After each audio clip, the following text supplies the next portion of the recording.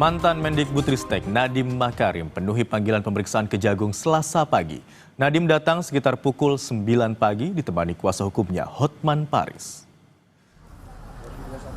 Pemeriksaan ini merupakan kali kedua Nadiem datang sebagai saksi atas kasus dugaan korupsi yang terjadi di Kemendikbudristek tahun 2019 sampai 2022.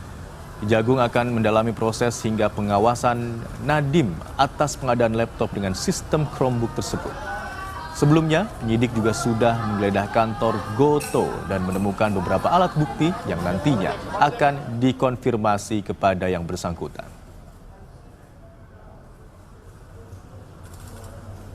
Informasi soal pemeriksaan mantan Mendikbudristek Nadiem Makarim kita tanyakan kepada jurnalis Kompas TV Eril Wiranata dan juru kamera Junaidi Saputra. Selamat siang Eril. Ini pemeriksaan kedua Nadiem di Kejagung terkait dengan dugaan korupsi laptop. Lalu apa informasi lebih lanjut soal pemeriksaan hari ini? Siang Imron dan saudara, memang sudah hampir 3 jam Nadiem Makarim bersama kuasa hukumnya melakukan pemeriksaan di Kejagung, yang dimana ini merupakan pemeriksaan kali kedua bagi Nadiem Makarim atas dugaan kasus korupsi yang terjadi di Kemendikbudristek pada tahun 2019 hingga 2022.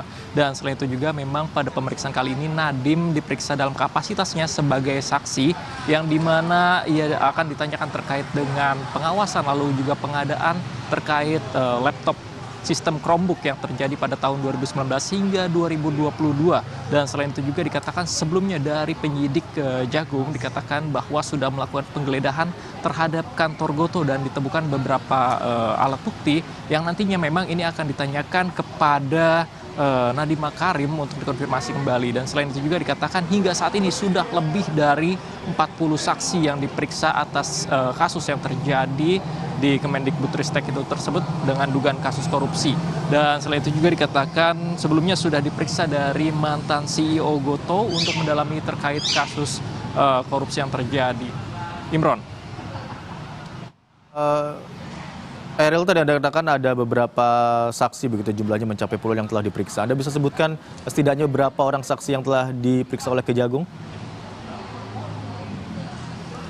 Imron, memang sudah lebih dari 40 saksi yang diperiksa atas kejadian kasus dugaan korupsi yang terjadi di Kemendikbudristek pada tahun 2019 hingga 2022. Di antaranya adalah 3 staf sus Nadiem Makarim yang juga ikut akan diperiksa. Maksudnya diantaranya adalah Fiona, kemudian juga Juristan, lalu Ibrahim Arif. Dan selain itu juga ada yang sudah diperiksa adalah mantan CEO Gotoh, yang dimana diperiksa setelah memang adanya penggeledahan yang terjadi di kantor Gotoh dan ditemukan adanya beberapa barang bukti yang nantinya memang pada hari ini informasi yang kami dapatkan akan dikonfirmasi kepada yang bersangkutan, yaitu adalah mantan Mendikbudristek Nadiem Makarim.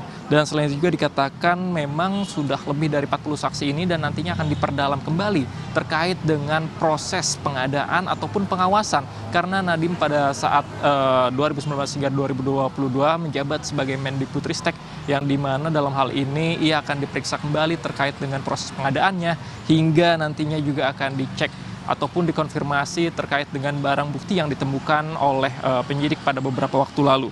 Dan selain itu juga terkait dengan proses prinsip-prinsip pengadaan tersebut nantinya akan ditanyakan kepada Nadiem Makarim oleh Kejaksaan Agung. Dan memang ini merupakan panggilan kedua ataupun pemeriksaan kedua maksud saya, yang dimana sebelumnya pada minggu lalu Nadiem Makarim sempat tidak hadir dan meminta ditunda untuk pemeriksaan keduanya, dan hari ini Nadiem hadir sejak pukul 9 dan hingga saat ini sudah hampir 3 jam pemeriksaan, dan nantinya kita akan tunggu kembali hasil dari pemeriksaan yang dilakukan oleh Kejagung. Imron.